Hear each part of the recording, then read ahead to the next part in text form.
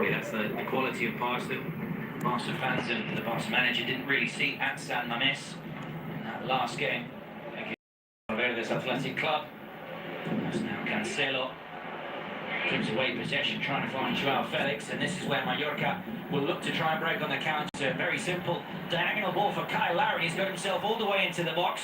He tries to hold off Pau Cubarsí, does really well there, the young 17-year-old, and eventually actually wins the ball back. And that's clearly going to be a foul from Toni Lato. Well, second 4 minutes, first duel, it's 1-0 to Pau Cubarsí. Yeah, but people really celebrate this challenge. That means that everybody understands it's going to be a very difficult game today for Íñigo Martínez and Pau Cubarsí, 17 years old, and in this case it was against Kyle Larry. At some stage it will be against Vedat Murici in a cross, but yeah, apart from being very young, which is 17, and not the tallest and not the strongest in the duels, he's very, very intense. He's a centre-back that's got a fantastic quality in the play-out, but defensively in the duels, he's very strong, more than he looks on the screen. Here he is currently on the ball in the middle of this back three when trying to play out. Íñigo Martínez left-footed, playing out from the left, but possession given straight to Vedat Murici. The 1-2, and it falls nicely now for Morlanes. Can pick up Toni Lato. Potential foul on the edge of the box in attack from Mallorca, but the cross is played in anyway. Looking for Murici, and that is another cross that's dealt with. It's now another foul in the middle of the park. Samu Costa. Well, sorry, Carlos. No, I was just going to tell you that the people asking for the yellow card and the instruction, the early instruction of Javier Aguirre, precisely to Samu Costa. He was asking the Mexican manager to take a look over that inside game, especially to the position of Rafinha and Joao Felix. He clearly made a single attention because those two are going on the inside. Precisely what were you talking, Chapi, about the inside and the accumulation of men for Football Club Barcelona. Yeah, but the problem, Carlos, is not going to be, he doesn't have to talk about Samu Costa. He has to talk about Manu Morlanes and Sergio Darder, because Samu Costa's playing as a holding midfielder, but if the two attacking midfielders don't drop to the same line as Samu Costa, he will have players on each side. So it's a hard work also for Morlanes and Sergio Darder, players that, remember, they don't have this defensive DNA as Antonio Sanchez, for instance. Antonio Sanchez does really have the legs in the middle of the park. That will definitely be a nice weapon in the arsenal for later on in the game for Mallorca, as the ball is now played into Kyle Larry, who almost brings it down nicely. But Íñigo Martínez was on his toes. Now it's Cancelo. Just skips past Giovanni González, although he's had to try and get past him twice. Eventually just gets the throw in there. Taken quickly. And Joao Felix. Ball cleared away to Marc Guiu. Probably with his first touch of the game, lays it off for Rafinha. He asks for the ball back. Does well there to put his body in front of the defender, but just lost out with Copete. For people who don't know Marc Guiu, let's see, Barcelona progress. People who don't know Marc Guiu is a player who's been through the academy for a long time, and he's a great goal scorer, but at the same time in the duels he's very, very, very strong. He's very physical. Well, he's already tried to prove that early doors, but it's now Gundogan on the edge of the penalty area. Switches the play across to Cancelo. A risky pass, but it gets there to Jules Koundé. Cut out again, though. That final pass is what's lacking. What you were mentioning, Chapi, as Murici. Fantastic. Does well to hold up the play. All the balls that Mallorca were able to hold and do a couple of passes and look for the flanks, which is the main objective, is because, again, let's see it now, Vedat Murici, again, he holds the ball, he keeps it. Fantastic job so far from the Mallorca striker. As the ball is now won back by Christensen. But, Chappie, obviously you can clarify this for us. You were obviously a fullback, but Pau Cubarsí was playing as a centre-back. Isn't it just important to to stay close to your man, and that's what he's doing so far. He's staying close to Vedat Murici. Yeah, normally when you mark a player like Murici or like Kyle Larin, your first objective is not to get the ball back. Is don't let them progress. Stop him. He's gonna play the ball back, of course, but you don't want Murici or Larin to turn and attack you. So you have to give some time to your teammates, the teammates that are in front of you, the midfielders, to help you and to help you to attack Murici from the front. So the idea is not to get past. At the moment, he's doing pretty good. Nice ball there from Ter Stegen to Andreas Christensen. Now it's Lamine Yamal. A few doubts on his fitness ahead of the game, but he does start. Sam Costa able to get to the second ball though. Gobete quite high up the pitch for him. Blanes lobs the ball over the top. The flag stays down temporarily. Kyle Larin does get there, but eventually it is offside. Well, but the runs are there. Larin is the one who's making the runs, and Vedat Murici is the one who holds the ball, so clear offside, of course, of Kyle Larin. Well done by Íñigo Martínez, but watch out with that, because the plan is very clear for the Vasco Aguirre. Especially Kyle Larin, who may be obviously a very tall striker, but he is actually one of the quickest players in the Mallorca squad. So a very potential dangerous duo. And yet it is only the 6th time this season that Murici and Larin have started together in La Liga EA Sports. A partnership that was expected to flourish at the start of the season. And yet Javier Aguirre has gone for both of them tonight in Montjuic. Cubarsí, almost a nervy moment, finds Íñigo Martínez. Cancelo playing higher up the pitch here, but does well to get past his man. To his right, but one blue shirt too many for him to get past there. Gundogan. Koundé. Back in Lamine Yamal. Rafinha trying to thread it through, looking for Koundé. Not the worst of ideas, and that's, I believe, has gone out just for a throw-in. That's a good idea, because Jos Koundé is the player that nobody expects to make a run. So you expect Rafinha, Lamine Yamal, but not the right back. And he decided very well. He saw the space and he ran well, defended by Toni Lato. Strajkovic now sends the long ball again, looking for Kyle Larin. David, a man who knows this city very well, being a former Espanyol midfielder. But look, the plan is very clear. It's a long ball to the strikers. If not, is look for Sergi Darder, I don't know, Larin. Well, there is the long ball. Offside again. So the idea is, if they don't play long ball, try to reach Sergi Darder and Manu Morlanes, who have the capacity to hold the ball, to keep it. And the idea that was tighter. And the idea is, if they don't look for the strikers, is the flanks. They're playing with wing backs. Glenn, so the wing backs normally will be alone, because the high of the wing backs is a position that is difficult to mark for Barcelona. And at the moment that Gio or Toni Lato receive the ball, cross to the two strikers and see if they can finish. Well, Gundogan now squares the ball across for Íñigo Martínez. Joao Felix tries to turn. Does win the ball back nicely there though. The Atletico de Madrid loanee.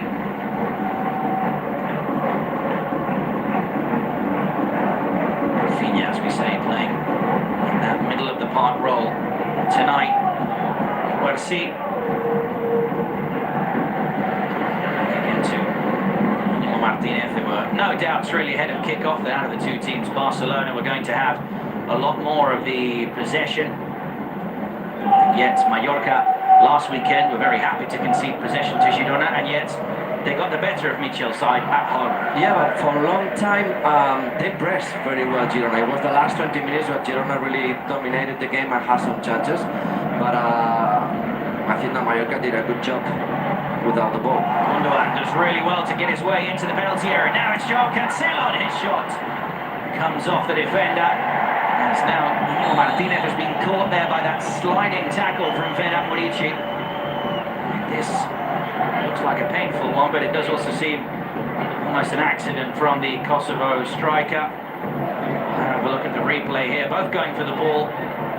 That could have ended a lot worse. Yeah, actually. it was a tank just run over Inigo Martinez. Inigo gets there first. You see the surface is very slippery, so Vedat Murici couldn't stop. And well, just clashed with Inigo. Strong defender anyway, it's Basque. It's actually interesting to see his situation because due to the current economic situation at Barcelona, he may not be at the club next season, and he is on a free transfer. A very good signing by the club as the corner, or the set piece I should say, comes in. And it's dealt with nicely by Mallorca, who defensively will feel fairly comfortable from set pieces. And they won't be broken easily. They're a team that they can be defending for a long time, always solid, always keeping the two lines together, and the position of the midfielders and the defenders, so it's not going to be easy for Barcelona to find spaces. Well, let's not forget this reverse fixture ended in a draw at the Estadio Mallorca Son Moix earlier on this season. Mallorca may be a side who have struggled to beat Barcelona in recent history. Doesn't mean, though, they're not going to make it difficult for Barcelona. Mallorca actually are winless in their last 15 La Liga matches against Barcelona. They've only drawn twice, but they've lost 13. Their last win was back in the 2008-2009 campaign, a 2-1 win at home. But Mallorca's last win in Barcelona, at least, was the season before that when Frank Rijkaard was in charge of his last home game as Barcelona manager. Mallorca winning 3-2 on that day. Xavi wasn't in the matchday squad on that occasion, the last time Mallorca won, but that was obviously at the Camp Nou. And we've seen on the stand Giuliano Belletti, and next to him he was Jesus Angoy, who was played with me as a goalkeeper of Football Club Barcelona. Well, both of them just enjoy a lot of Football Club Barcelona Legends game, which I'm the coach, and I took them to play some games all over the world, and performing very well, to be honest. Definitely An on their indication of day. Javier Aguirre in that last play, Glenn, to pressure high on the pitch, especially the indication to Morlanes, go on pressure, following Rafinha when Barca was bringing the ball out from the back. Surprising from a team that plays so deep. Indeed, one of the players with the deepest defensive line in La Liga. Morlanes was the man who played the ball wide. But it has to do also, Glenn and Carlos, because the difficulties of Barcelona to build up. When they press, they're having difficulties in the last games. They tend to play long balls, which the three centre-backs of Mallorca are very strong. And they already did that, as I said, against Girona. So, of course, there's no Dani Rodriguez and Antonio Sanchez. Ardena and Morlanes don't have the same physicality, but they can do it for a while, and then the other two come on in the second half. So, well, good attitude. Don't forget that they're playing away from home against Barcelona, and El Vasco is asking them to press high. And Javier Aguirre is definitely a manager who, if he gives you an instruction, you better listen to it. As we know, a very vocal manager on the sidelines. Good turn there by Ilkay Gundogan as he tries to find Joao Felix. Now, into space nicely by Inigo Martinez. Cancelo. Always looking to cut onto his right. Now Gundogan looking for Marquiu, who hasn't seen a lot of the ball, if not any really of the ball so far. He tries to help his side win it back. It's now Rafinha. And that shot is deflected. Just avoiding a corner was Jose Copete. Well, Barcelona trying to play through the middle again, time and time again. Maurici being protagonist when Mallorca recover the ball. And you said about Marquiu, he doesn't need many chances, Glenn. If he has one, I told you, in all the teams that he played in the academy, he has always been top goal scorer. So he possibly needs a couple of chances to score, and I'm sure that he will have them. Is it just one of those cases, Xavi, where regardless of the age, as you say, when a player, as they say in Spanish, tiene gol, yeah, you know he has goals in him. Yeah, that's a gift, isn't it? You don't practice that. You have it or you don't have it. And he's had it in all the teams that he played. As I told you through the academy, it is more difficult, of course, in La Liga in first division. But you see that he will have some chances. Obviously, the main headline really coming from that is Victor Roque has to wait for his chance on the bench. We'll see if he features later on in the game. It's now Mallorca striker who has gone down here after this aerial duel. Carlos, during this stoppage in play, I'll take the chance to ask you. Normally, you're used to seeing Xavi Hernandez on the sidelines. Today, it's Oscar Hernandez. Are there any clear differences that you may notice from how they command themselves in the box? A lot, especially in the late games, in the latest fixture. Xavi was very active, always talking to the players, giving instructions, and so far Oscar very calm. One little detail, Oscar always goes to Xavi's position to give him certain observations. But tonight, of Alegre, the other assistant manager of Barca, assisting Oscar Hernandez, but not that many instructions by Oscar to the players. This cross was dealt with there. Just helping out defensively is Joao Cancelo. There he's happy to help his side build up the play once again. It's Samuel Costa. It's Gio Gonzalez on the overlap. His left foot now as well to find a cross. It drops for Larin. I think it came off his shoulder. Cancelo cleverly gets the goal kick. How dangerous they are in the crosses with Larin and Vedat Murici, and Mallorca know at the moment that the ball goes to Gio on the shot now, or to Tony Lato. Good run from Rafinha. Good ball here for the Brazilian. Now gets inside the box. He's pushed over there, but the referee has just given the goal kick. Obviously, he did put him off balance, but I don't really think there'll be enough in there for a penalty. But that is a brilliant pass from Lamine Yamal, and he does clearly push him, but there's not really a penalty there in a million years, is there? No, but there is a kick. It's not only the push, there is a kick on his right foot while Copete is running. Let's see it again.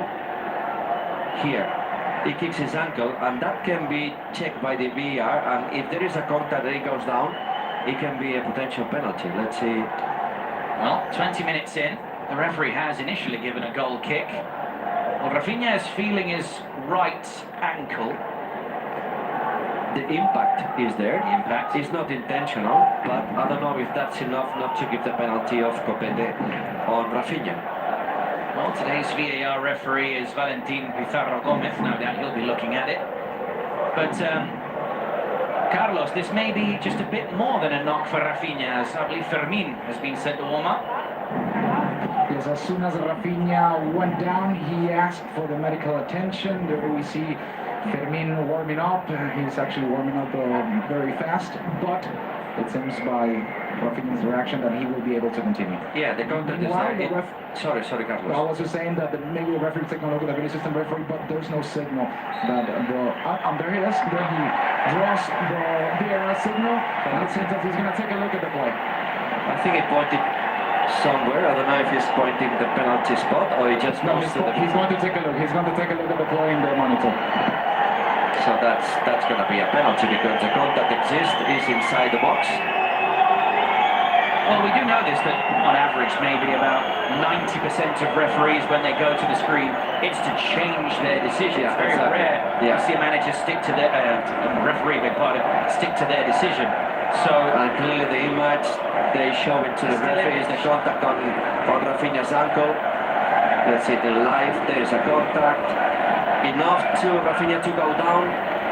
Not sure, but the contact exists, so now it's up to the referee to consider if it's enough or not. Because obviously we're watching it in slow motion, Xavi, but there's no denying that doesn't seem intentional in any way. No, of course not, but the truth is in natural speed, in a normal speed, any contact is a foul. I can take you to the floor, so you're not to the floor. So I think he's going to give a penalty. There is a referee, and he draws the VAR signal, and it's a penalty. One thing that I wanted to point out, Glenn, is that something that usually never happens in the stadiums is that actually the fans were taking a look at the play in the stadium's big screen. We heard a ovation, and there, of course, lots of pressure against the referee that ended up giving the penalty. I don't know if that's good or not, but he adds a lot of pressure to the referee, and but the truth is there's been a contact, Glenn.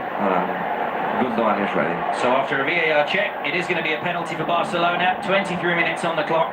No Robert Lewandowski on the pitch tonight. He is on the bench. Therefore, Ilkay Gundogan will take the penalty kick. Now, he is a person who can score from the penalty spot. In fact, he scored the match winner away to Las Palmas from the penalty spot. And he's now got the responsibility to give the home side the lead at the Estadio Olímpic Lluís Companys. So Rafinha was brought down. Copete gave away the foul. It's now Rajkovic who has to stop Ilkay Gundogan. The referee blows his whistle. And it's Ilkay Gundogan who gets his penalty saved. And Lamine Yamal can't put in the rebound. What a save that is as well from Predrag Rajkovic. The penalty, from an initial point of view, didn't look like the best, but Rajkovic got there, and so too does Barcelona to cut out that pass to Sergi Darder. And some complaints about the next tackle, which is landing. Yeah, it's okay, the landing on, I think it's Rafinha again. On Lamine. No, he touched the ball. He arrived to the ball before. Well, good save from Rajkovic. He did have his foot on the line, so the save is perfectly valid. As now Lato superbly finds Morici, and the shot that was laid off is taken by Samu Costa, and it goes right and wide. Goal kick for Ter Stegen. And Morici shouting to the Mallorca strikers not to drop, to keep pressing high. Fantastic. He had the right foot on the line, so good save. Taking nothing away from Rajkovic, but it didn't look like it was going right at the corner, the penalty. Yeah, but I'm not a penalty taker. On paper you can say it's not very well taken, but imagine that Rajkovic would have landed on the other side, would have said, yeah, fantastic penalty taken, this is Gerard. And this is Lewandowski. And the camera pans to Robert Lewandowski, obviously, who scored his last couple of penalties. It looked like Gerard Piqué to me, that's what I said, Gerard, that is Robert Lewandowski. I have no doubt he's watching somewhere, Gerard Piqué. Especially considering that the man on the ball is probably seen as his long-term replacement, Pau Cubarsí, as Rafinha goes back now to Koundé. So what's happened to a fan, just a little anecdote, precisely talking about Cubarsí, and he was telling me that some places in Barcelona that actually call him Piqué-sí. Well, he did start calling Gerard Piqué Beckenbauer, so yeah, exactly, in reference to Beckenbauer, so that is something that we have seen before in the city of Barcelona. Well, it's big boots to fill. If he has a career like Gerard Piqué, it will be fantastic for the young Pau Cubarsí. And again, Larin and Murici just making a run at the back of the defenders. At the moment didn't get good balls, but the runs are there. And something very interesting, Lamine is being marked by Tony Lato, which is the wing back, and Rafinha, who is more in midfield, is being marked by Copete. So Copete leaves his position. It could have been the opposite, but Copete decided to go to the player who is more central, which is Rafinha, and that's gonna give some space to mark you, like now. And it's one back nicely by Copete, just as it goes up for a throw, though. Copete, who was the goal scorer last time out for Mallorca in that 1-0 win, scoring from a corner. Samu Costa giving away another foul. Again, it's Rafinha who is the man caught. Not the first foul he's received tonight. Marc-Andre Ter Stegen on the ball, quite a long way off his line. Tonight making his 400th career appearance for Football Club Barcelona. 167 clean sheets in that time. Not a bad goalkeeper at all, as Kyle Larin tries to link up with Murici. It's one back by Lato. Murici will just get to the second ball and keep it in play on his left foot. Plays in a good cross that Cancelo gets to first. But Morlanes beats Rafinha to the ball as well. Samu Costa. Now for Copete. Gets the cross. Completely wrong. As you can see, the main idea of Mallorca is what we said, which is wide balls and crosses to the strikers. Good recovery from Samu. Indeed it is, as Larin gets there now. Lato again with a lot of space down the left-hand side. Finds Morlanes. Lobs a nice ball in. Murici almost got there. Well done, Inigo. Over the top of his head as now Lamine Yamal has got some space to run here. He's got Marquiu in support. Copete is trying to catch him. Links up with Guiu, who instantly goes for the shot. Comes off Raillo, and Stasic under pressure. And he gives away, leave the corner, but João Felix not too happy there. Well, I told you, Marquiu, if he sees goal, If he sees the goal, he's just gonna go for it. And it wasn't the best of the situations, but he just turns and have a shot. So he's a killer. Joao Felix possibly not happy because he wanted that ball, but Mark wasn't in a situation that he could have a shot at home. Well, Ilkay Gundogan is the man to take this corner for the home side. To the edge of the box for Felix, and now Rafinha first time. It's Vedat Murici, of all people, who blocks the shot. And Rayo is everywhere. We'll see. Very solid three centre-backs for Mallorca. This Jacopete, good sign, and Rayo and Valiant. Tonight, Valiant out with a potential knee injury, but Nastasic too. not a bad free signing again. One of many good free signings in La Liga. And Nastasic, as now it's foul on Morlanes.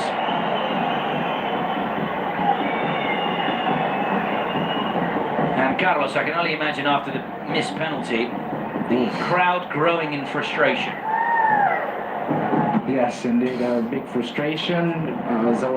They were celebrating the penalty as they contributed for the referee's decision. At least that's what they thought. And also some frustration and just a little observation. Some of the Barca bench players and some of the coaching staff, they were claiming to the referee that some of the Mallorca players got inside of the box, but well, the referee at the end didn't repeat it. Well, that was a hard tackle. I don't know if it's going to be double check or not. We see Frankie the job. I think he touched the ball first, but that was a harsh one. It's a very reckless challenge from Joao Cancelo, as we were just watching the replay there. That's the long set piece. It's well covered by Joao Cancelo. So, Chappy, if you're Xavi Hernandez, you're half an hour into the game, you've missed a penalty, but realistically, apart from the penalty, you haven't caused any real trouble to Mallorca. How are you feeling? What I would do is, on the left side is difficult because Joao Felix is playing inside and it's only Joao Cancelo. But on the right side, they have Lamine and Koundé against Tony Lato only. So I would ask Koundé to be more offensive and do 2 versus 1 situations with Lamine against Tony Lato. It's a lovely ball in from Sergi Darder, looking for both strikers who almost made contact with the ball, Murici and then Larin. And there we see the superb reaction from Vedat Murici. As soon as the ball went out, he instantly went to his striking partner and told him to get back into position, as Barcelona were about to play out from the back. It's very difficult to win aerial ball to Murici. If you're at the same level as him, you have a possibility, but if he's already in front of you and he flicks the ball, it's almost impossible. Look, he's covering all the balls, winning all the balls. Fantastic game from the Barcelona striker. Played across now by Raillo to Nastasic. Gets his pocket picked there. Ilkay Gundogan finds Marquillo, who did really well to bring it down, but then couldn't turn. Just on the edge of the penalty area, and Vedat Murici again comes to claim the ball. Since he's returned from injury, Chappie, goals haven't really come to him, but he's just showing already tonight what he brings to the team. Well, he's got the winner, I think, in the last home game or the previous one, but it's what he gives to the team, isn't it? And now it's a fantastic partnership with Kyle Larin. One drops to have the ball, which is Murici to play the ball back, and then the run of Kyle Larin. They complement each other very well. I didn't count, but if Murici touched, let's say, 10 balls, 8 of them won them. And he held them and he gave the opportunity to Mallorca to attack. So, fantastic game so far.